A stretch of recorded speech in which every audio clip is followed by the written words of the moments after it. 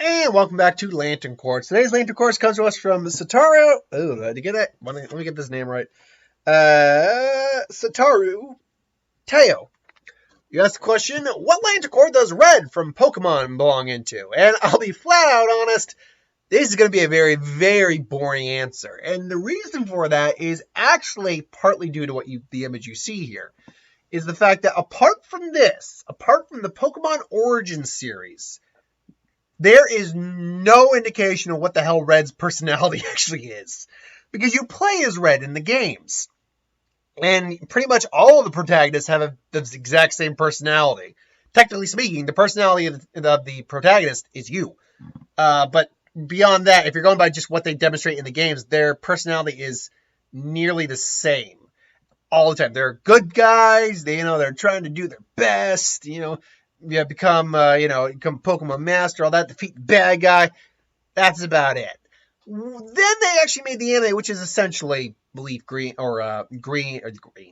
There is green, blue, yellow, red. Basically, it's that game, but slightly different in the sense that it's the anime. Plus, they introduced the Mega Evolution, all that.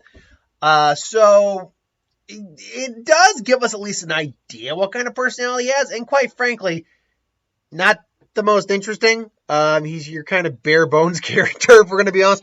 Ash would have been a better person to ask this question about, because we've had, how many seasons worth of Pokemon now that we've had his personality? 1, 2, 3, 4, 5, 6, 7, 8. At least 12, 15, something like that. Somewhere in that. I'll have to look that up. But I wanted to try to give at least more than one answer. I usually like to try to do that just to, A, lengthen the video, but B, give at least an idea of where I could see something going and making it at least somewhat interesting. So let's start with the one that I think is possible, and then go to the one that's almost 100%. The first one that's possible is actually the Lantern Core Compassion. Now, to be an Indigo Lantern of Compassion, you either have to have compassion as your greatest emotion, or have no compassion whatsoever, and then have none of the other emotions outshine that. Because it's this ring is a parasitic ring and overrides your overall personality and kind of makes you one of us. Weeble wobble, weeble. It does. It's kind of a brainwashing ring in many ways. You don't have an identity out of that. Because one of the most prominent Indigo Lanterns, Indigo 1, is referred to as Indigo 1. I think that's just how they're, like, Indigo 1, Indigo 7, Indigo 17. They're referred to by number, more or less. So it's kind of like almost like Hitman Agent 47. They're a number. They're not a person. But that being said, compassion. Now, because as a Pokemon trainer, you got to bond with your teammates, all that. And he, in the Origins anime, was able to bond with Charizard so much that he gained the ability to Mega Evolve Charizard. I think compassion could be up there. It takes a lot of compassion and understanding and nurturing and caring to be able to bond with someone on that level. And you can make an argument that's also love, but love is a different thing. Like, I don't get the impression that Red loves any of his team except for maybe Charizard. And even then, it's not a romantic love. It's a platonic love. And to be fair, the Lantern Core of Love, you could use platonic love, hypothetically speaking. I just don't think we use that very often in terms of the Lantern Core, the Star Sapphires, if you will. I don't think you see many platonic love Sapphires. It's usually romantic love or things along those lines. And let's be clear, spoilers, love does not inherently mean you're a good person. A lot of nasty things have been done for love. Hell, in the Justice League I wish, Justice League animated movie, or animated series, the Star Sapphire that fights Green Lantern a lot of the time is a villainess. She's not a good person. Hell, in the movies we see him on, like Justice League Doom, again, Star Sapphire shows up in that. That's a villain of his. It's not and seeing as I've now gotten rid of that, I'm just going to put my face back down here now, if you don't mind. Boop, there we go.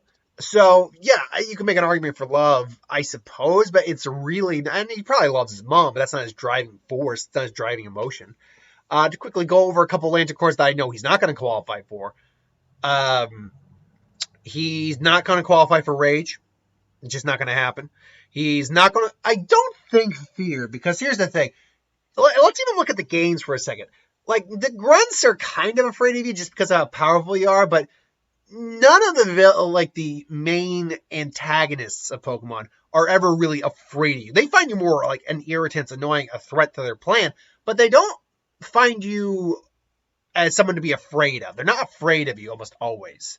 Or at least they're almost never afraid of you at any rate. So I can't say Fear. Love, like I said, not likely. I mean, you can make an argument, but no. See, I could understand why someone might say the Orange Lanticore of Greed, because the whole series of Pokemon has got to catch them all. You got to keep going, and after in the games, Red goes to train on Mount Silver. I think it's Silver, and we never see him again until he's until the end of Black and White, Heart Gold, Soul Silver, or Silver and Gold, and then you fight him and you beat him, all that. I remember it got to the point where I stopped using the Elite Four, because remember back in the days, little side spoiler, back in the days with the old games, you didn't have like this mass experience share where all your Pokemon just were able to get all the experience at once from battle. Or now in Shield and Sword, the rare candy alternatives where some of them are far more than just a single level. Like some of them will get you like 10 levels if you use on like a low level Pokemon. You didn't have that. You had to grind that shit out. And I remember a lot of times I would just, when I wanted to, just complete the Pokedex, I would just go through the Elite Four and, just have an experience share on something that's, really low level, and I needed to evolve it. Eventually got to the point where it's like, okay, not even Elite Four are doing it. All right, let's go to Red. I can beat Red over and over again. I know this, so let's do that. But Red, despite that, yeah, he's collecting, but he's collecting it for a purpose. And we never see really anything greedy out of him. So I can't say greed, surprisingly. Hope, I mean, he maybe hopes to be the best, but ultimately he becomes the best. So what would happen to his hope then? So I couldn't say hope. I mean, he's alive and he does have the power to Mega Evolve a Charizard. So you could make an argument for that, but I'll be for the White Lantern Corps. But I don't really think he emphasizes really the aspect of a White Lantern very well. And he's not dead, nor has he died, so he can't be a or Black Lantern. Really, the only logical option is Green Lantern. And really, when you think about it, it makes the most sense. You struggle to meet this goal that you've set for yourself. And, you keep working at it, fighting evil, all that, even facing down Mewtwo, Team Rocket, all the whole 9 yards. So it makes sense that he would be a Green Lantern if he were to get a Lanticore ring. But remember, not everyone gets a Lanticore ring. So, maybe he would be one of those individuals who doesn't get one. But if you were to ask me off the top of my head, what do I think Red's Lanticore is?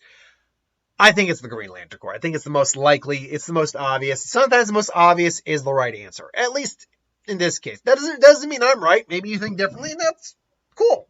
If you can give me an excuse for any of the other Lantern Corps, I'd be willing to hear it. Like I said, the only other reasonable option I think might be the Compassion Lantern Corps, but Indigo is a far cry from Green. Green is the very dominant one in my mind. But again, let me know if you can make a firm argument for any of the other colors.